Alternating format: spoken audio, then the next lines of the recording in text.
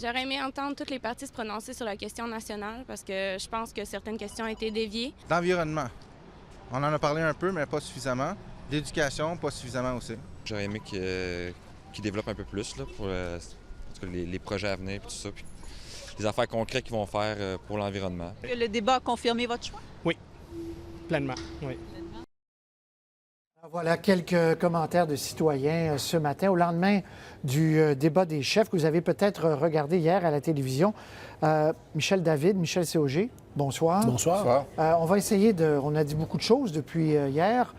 Les heures ont passé, puis c'est intéressant parce qu'il y a le débat, mais il y a la journée aussi que j'aimerais analyser avec vous. J'aimerais vous faire entendre d'abord, pour lancer la discussion, cet extrait de Mme Marois et de Pierre-Carl Péladeau. C'était ce matin où on voulait vraiment parler d'autre chose que de référendum, d'économie et de charte. On écoute. Je crois qu'au contraire, c'est très clair. Est-ce qu'on veut revenir aux années libérales qui n'ont pas été des années très heureuses pour le Québec, quand on pense à tous les problèmes de corruption, quand on pense à l'opposition qu'ont eu les 18 membres de l'équipe libérale qui formait le gouvernement Charest, qui sont toujours dans l'équipe de M. Couillard? Les enjeux sont clairs. Un Québec qui veut avancer vers l'emploi, vers des règles claires en matière du bien vivre ensemble, d'une charte de la laïcité. Ma réponse est claire, nette et précise. Je me suis engagé pour le Parti québécois, pour l'économie, et j'ai toujours été démonstratif. C'est ma nature. J'ai un engagement profond envers l'économie, et c'était aussi le signe de cet engagement. Et vous voyez, messieurs, derrière Bernard Drinville qui, lui, a parlé de la charte en disant, bon, l'économie, la charte, on recommence à zéro. C'est ça dont on veut parler dans cette campagne électorale. Mais, autre extrait où une candidate dans Bellechasse, ancienne ministre, Linda Goupil, a dit ceci, réaction du chef libéral. Si on m'avait parlé d'un référendum dans ce mandat, je ne serais pas candidate au Parti québécois. Vous en voulez pas? Ce n'est pas ce que je vous ai dit. Vous me demandez si Linda Goupil est pour ou contre un référendum. Dans le prochain mandat. La réponse, elle est non.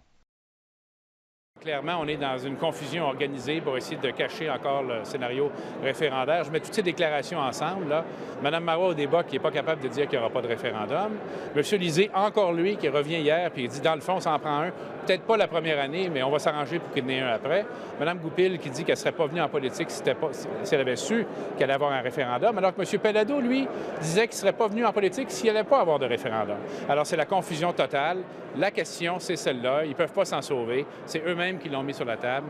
La question de l'élection, c'est un gouvernement pour un référendum ou un gouvernement pour l'économie, l'emploi et la prospérité. Michel David, c'est pas facile d'enlever ce sujet-là de la table. C'est pas un petit sujet, le référendum, la souveraineté. Ah, c'est pas possible et je pense que ça ne le sera pas jusqu'à la fin. Voyez, la formulation que Mme Marois a utilisée hier, c'était presque mot pour mot la plateforme de Bernard Landry en 2003. Il y aura un référendum quand la population le voudra, etc., etc. À partir de ce moment-là, en 2003, on n'a plus parlé du tout. Mais on n'est plus en 2003 et il n'y avait pas Pierre-Carl Péladeau à ce moment-là. Justement, mais pourquoi on en reparle? Là? Parce que Lucien Bouchard a fait une campagne sur les conditions gagnantes. Vous avez parlé de Bernard Landry également. Pourquoi ça lui colle à la peau comme ça? Ça lui colle à la peau à cause de M. Péladeau. Quand M. Couillard, 2-3 semaines avant le début de la campagne, parlait de ça, on se disait, mais qu'est-ce qu'il fait là, lui, avec son bonhomme 7 heures? C'était pas crédible du tout. C'est M. Péladeau qui est venu crédibiliser tout ce scénario-là. Et évidemment, quand on le voit aujourd'hui, j'ai levé le bras là, pour parler, je me suis trompé de mots, dans le fond, je voulais dire économie, mais j'ai dit pays. C'est difficile à croire. Alors, ça va être très, très difficile de renverser ça. Michel C. Et il ne faut pas oublier une chose, le PQ n'a gagné qu'une seule élection quand il était dans le flou là, des conditions gagnantes, on fera ça quand les Québécois seront prêts. C'est 98 et ils n'ont pas eu la majorité des voix. Ils ont eu la majorité des sièges, mais pas celle des voix. Depuis ce temps-là, ils n'ont jamais gagné une élection un mandat majoritaire. C'est pas pour rien. Les deux référendums qui ont eu lieu en 80 et en 95, à l'élection précédente, le PQ avait demandé formellement la permission de le tenir, le référendum. Alors, on savait à quoi s'en tenir. C'était clair sur M. Parizeau, c'était clair sur M. Lévesque.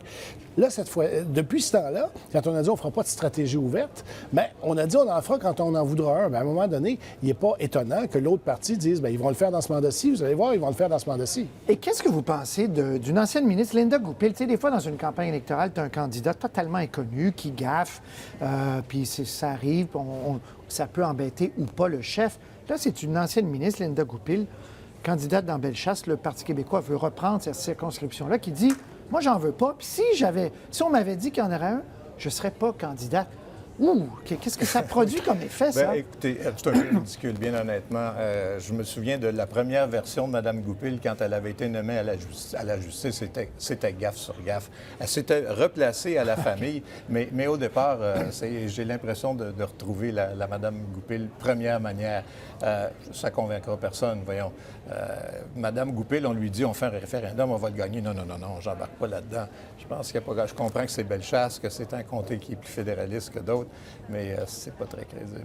Michel, est-ce que ça dit aussi beaucoup sur le contexte de Québec, ou peut-être encore plus qu'ici, l'idée de ce référendum ou d'élire un gouvernement qui ferait un référendum, on ne veut pas en entendre parler. C'est quoi l'expression anglaise? All politics is local. Tous les enjeux politiques sont locaux. Si Mme Goupil veut gagner Bellechasse, il faut qu'elle dise ça. Mais ça aura des répercussions dans le reste de la campagne, évidemment. Mais on sait qu'à Québec, on a vu...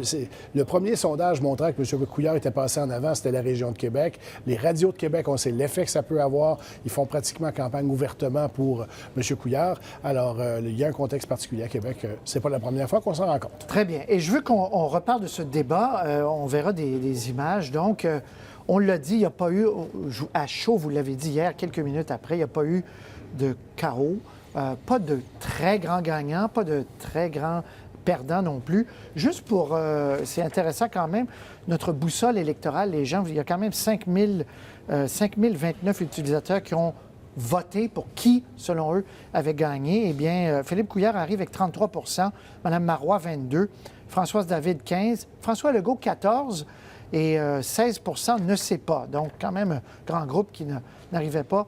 Vous disiez, ça correspond un peu aux intentions de vote. Dans ce sens-là, ma question, est-ce que ça change quelque chose, ce débat-là? Non, ça ne change pas la tendance générale. Et s'il y a quelque chose, ça peut même l'accélérer dans la mesure où M. Legault a travaillé bien fort pour M. Couillard hier soir. C'était étonnant. C'est vrai que M. Legault est celui qui a lancé le plus de coups. Mais c'était pas à lui de commencer à astiner Mme Marois puis lui dire oui, allez-vous faire un référendum, oui ou non. Ce faisant, il invitait presque sa propre gang à se déplacer vers les libéraux. Alors, dans ce sens-là, il était très bon, mais sa stratégie était très mauvaise pour la CAQ. Oui, parce qu'il n'a pas attaqué celui qui lui vole des votes actuellement. Tout à fait. Il avait l'air de quelqu'un qui dit « Si je suis pour mourir, je vais choisir le prochain premier ministre ». Ça avait franchement l'air de ça. Ah. Et à un moment donné, il faut dire qu'il y a un vieux contentieux de Mme Marois et M. Legault. Hein. On sait ça depuis longtemps. Alors, peut-être que c'est ça, je ne sais pas. On ne peut pas entrer dans leur esprit. Mais en même temps, il est clair que ça risque de continuer parce que d'abord, Mme Marois a essayé de mettre le couvercle sur la marmite, mais c'est un couvercle qui ne fit pas, là, qui n'est pas tout à fait de la bonne grandeur. Elle n'a pas dit non. Elle a dit non, mais. Alors, un non, mais, ça peut vouloir dire oui. Deuxièmement, M. Couillard a eu un débat qui n'a pas été spectaculaire, mais où il n'est pas tombé, lui non plus. Alors, pour les gens qui disaient de quoi il aurait l'air comme premier ministre, bien, il s'en est pas trop mal tiré. Et le problème risque, même si j'ai l'impression, on va finir par en parler un petit peu moins dans les prochains jours, quitte à y revenir beaucoup dans les 3-4 jours qui vont précéder le jour du vote, mais je pense que dans l'esprit des gens, c'est déjà largement incrusté. Alors même si on n'en parle pas pendant 2-3 jours, ça ne disparaîtra pas comme ça. Est-ce que vous attendez à un changement de ton, à des attaques, peut-être même à des dérapages? Là, on va jouer, on sera dans les derniers 1000, dans la stratégie au Parti québécois, revenir avec des histoires de corruption libérale, etc. On va être dans l'émotion beaucoup plus et ça augmente les risques de dérapage. Si on parle de Charte des valeurs, la Charte des valeurs, c'est quelque chose d'émotif pour la plupart des gens. Qu'on soit actuellement qu'on soit pour ou qu'on soit contre, c'est quelque chose d'émotif. Les questions de corruption ont toujours donné des débats émotifs. Alors, si on s'en va là, c'est peut-être payant pour le Parti québécois, mais en même temps, ça augmente le risque de dérapage. Il faut savoir que les deux sont possibles. Oui, mais il va venir un moment donné où on va vouloir jouer le tout pour le tout. Hier, sur ces questions-là, on a été très modéré. Je m'attends, moi, on verra, là, et les partis vont avoir leur propre sondage, mais je m'attends à ce que le deuxième débat soit un petit peu plus corsé que celui d'hier. Et parce que là, sur l'éthique, on enlève les gants blancs puis qu'on frappe un peu plus fort sur l'éthique. Les attaques contre M. Couillard ne sont pas venues hier, mais elles pourraient être plus féroces. Et pourtant, Anne-Marie et Sébastien ont parlé du cas Porter, ont parlé du deal ou présumé Oui. deal avec Blanchet. Mais Personne n'a repris ça. Mais il y a eu une malchance aussi, c'est que le tirage au sort faisait qu'il n'y avait pas de face-à-face entre Mme Marois et M. Couillard sur l'éthique. C'est les règles du débat qui ont C'est comme voulu si ça faisait l'affaire de tout le monde, Ben, on dirait. peut-être, mais c'est sûr que ça va sortir la prochaine fois. Et la Très chose bien. qui fait mal à M. Couillard, il ne faut pas l'oublier, c'est pas M. Porter, c'est le PLQ lui-même. C'est au PLQ qu'il y a eu des perquisitions de l'UPAC. C'est au PLQ qu'il y a une enquête sur le financement. Puis jusqu'à preuve du contraire, l'UPAC ne nous dit pas ce qu'elle fait, là, mais il n'y en a pas au PQ. Michel C., Michel David, merci beaucoup. Alors, Plaisir. à vendredi prochain, on aura l'occasion de se reparler d'ici là. Salut. Merci. Salut. Bonne fin de semaine.